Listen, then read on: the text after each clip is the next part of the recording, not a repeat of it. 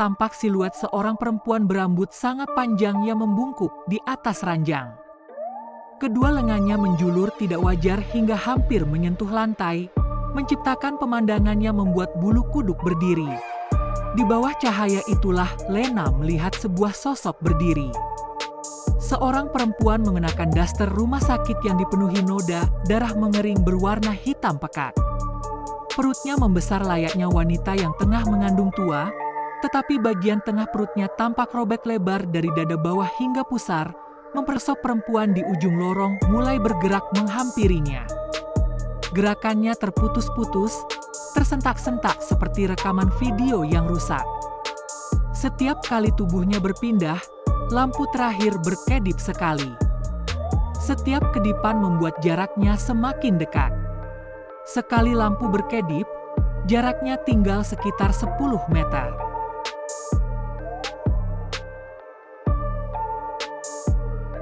Lorong itu berada di lantai 3 gedung lama Rumah Sakit Harapan Ibu.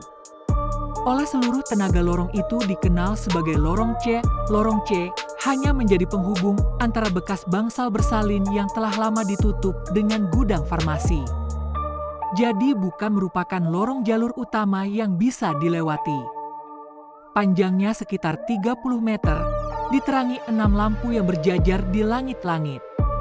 Lantainya masih menggunakan tegel putih kusam dengan garis hijau memanjang di bagian tengah, memperlihatkan usia bangunan yang sudah tua.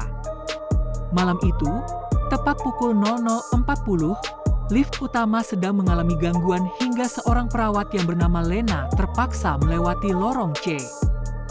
Padahal lorong C itu bukan termasuk rute tugasnya. Namun karena ia harus mengambil persediaan cairan infus di gudang farmasi untuk pasien yang dirawat di ruang ICU, maka ia melakukannya. Begitu pintu besi bekas bangsal bersalin terbuka, Lena langsung merasakan suasana yang sangat berbeda.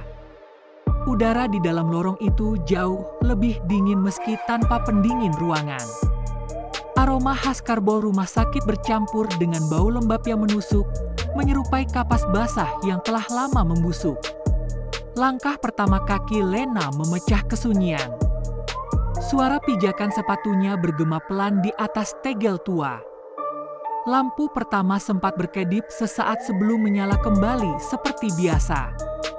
Di sepanjang lorong terdapat 6 ruangan, yaitu 3 di sisi kiri dan 3 di sisi kanan. Semua pintunya terbuat dari kayu dengan kaca buram yang diberi nomor, walau tulisannya sudah hampir tidak terbaca. Menurut catatan rumah sakit, seluruh ruangan itu telah lama dikosongkan. Ketika melintasi ruangan pertama di sisi kiri, C01, sudut mata Lena menangkap sesuatu yang membuatnya berhenti.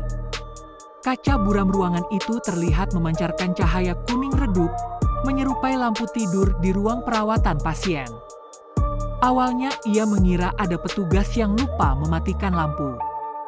Namun, seketika ia teringat bahwa seluruh kunci ruangan di lorong C berada di tangan kepala keamanan dan tidak pernah digunakan lagi sejak 2 tahun yang lalu.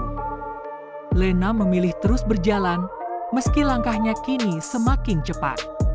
Bayangannya memanjang lalu memendek mengikuti cahaya lampu yang ia lewati satu persatu. Saat tiba di depan ruangan C02 di sisi kanan, bau busuk yang sejak tadi samar mendadak menjadi jauh lebih menyengat. Dari bawah pintu kayu terlihat cairan kental berwarna coklat kehitaman merembes keluar. Anehnya, cairan itu perlahan mengalir menuju tengah lorong, seolah bergerak melawan kemiringan lantai. Lena menahan napas dan berjalan berjinjit agar tidak menyentuh cairan tersebut. Ketika tepat melewati pintu C02, hawa dingin yang menusuk tiba-tiba menyelimuti kedua kakinya, seolah ia sedang menginjak bongkahan es. Dalam detik yang sama, ujung rok seragamnya terasa seperti ditarik perlahan dari belakang. Ia memilih untuk tidak menoleh. Beberapa langkah kemudian, ia sampai di depan ruangan C03 yang berada tepat di bagian tengah lorong. Pintu ruangan itu tidak tertutup sempurna, menyisakan celah sekitar 15 cm. Dari balik celah terdengar bunyi roda ranjang pasien yang berderi pelan, bergerak maju dan mundur secara berirama, menyerupai seseorang yang sedang mengayun tempat tidur bayi. Rasa penasaran membuat Lena melirik ke dalam. Di tengah ruangan yang gelap berdiri sebuah ranjang bayi tua berbahan besi berkarat. Di atasnya terhampar kain jarik yang menggembung membentuk sosok menyerupai bayi, tetapi ukurannya jauh lebih panjang daripada tubuh bayi pada umumnya. Tanpa ada hembusan angin sedikit pun, kain itu terus bergoyang perlahan. Sinar lampu dari lorong masuk melalui celah pintu dan memantulkan bayangan ranjang ke lantai. Namun, bayangan yang muncul sama sekali tidak sesuai dengan benda yang ada di dalam ruangan. Di lantai lorong tampak siluet seorang perempuan berambut sangat panjang yang membungkuk di atas ranjang. Kedua lengannya menjulur tidak wajar hingga hampir menyentuh lantai, menciptakan pemandangan yang membuat bulu kuduk berdiri. Di depan pintu C03. Seluruh tubuhnya terasa kaku, sementara napasnya tertahan seolah ada sesuatu yang mencengkeram tenggorokannya. Bayangan sosok perempuan berambut panjang dengan lengan yang menjulur tidak wajar itu masih terlihat jelas di lantai lorong. Naluri pertama menyuruhnya melarikan diri. Gudang farmasi berada tidak jauh di depan, jauh lebih dekat daripada harus kembali ke arah pintu masuk yang sudah ia lewati. Dengan sisa keberanian yang dimiliki, Lena memaksa kedua kakinya berlari. Belum sempat ia melewati C03 sepenuhnya, pintu ruangan itu tiba-tiba terbuka sendiri. Bunyi derit kayunya menggema panjang, disusul semburan hawa dingin yang membawa campuran aroma darah segar dan bedak bayi yang begitu menusuk hingga membuat dadanya sesak. Dalam sekejap, lampu ketiga, keempat, dan kelima padam bersamaan. Lorong berubah nyaris gelap gulita. Kini hanya satu lampu di ujung lorong, tepat di depan pintu gudang farmasi yang masih memancarkan cahaya redup. Di bawah cahaya itulah Lena melihat sebuah sosok berdiri. Seorang perempuan mengenakan daster rumah sakit yang dipenuhi noda, darah mengering berwarna hitam pekat. Perutnya membesar layaknya wanita yang tengah mengandung tua, tetapi bagian tengah perutnya tampak robek lebar dari dada bawah hingga pusar, memperlihatkan rongga gelap yang kosong.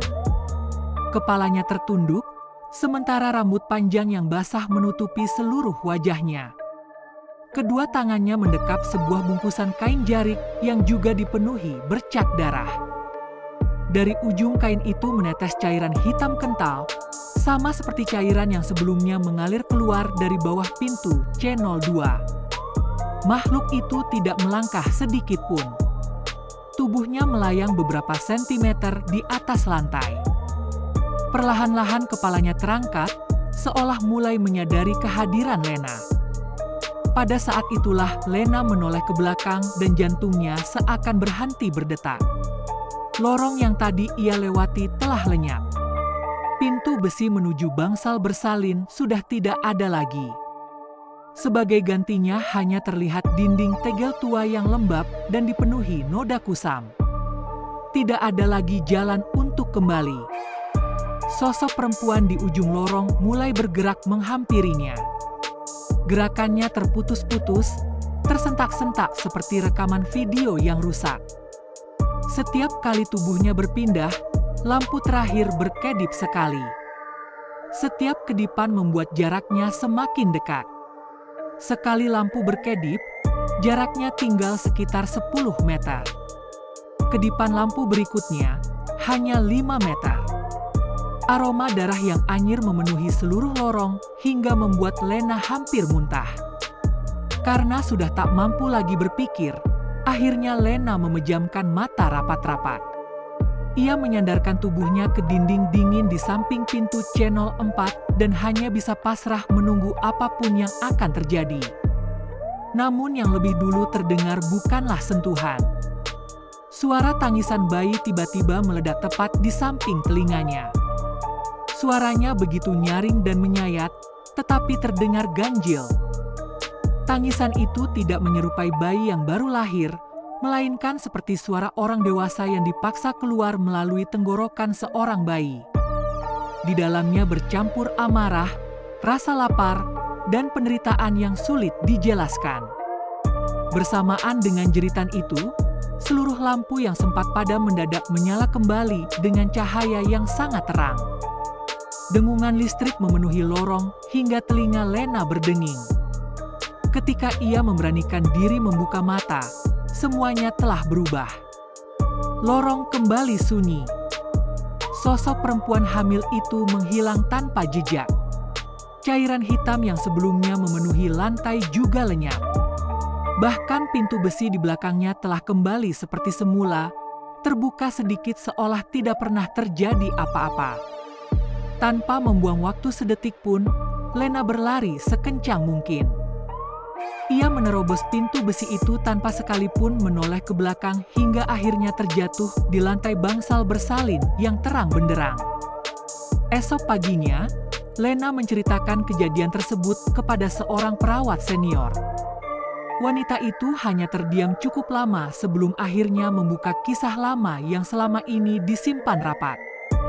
20 tahun sebelumnya, di ruangan C03, seorang ibu terpaksa menjalani persalinan sendirian ketika banjir besar melanda dan listrik rumah sakit padam. Ia mengalami pendarahan hebat, sementara para perawat tidak mampu mencapainya karena terjebak di lantai bawah.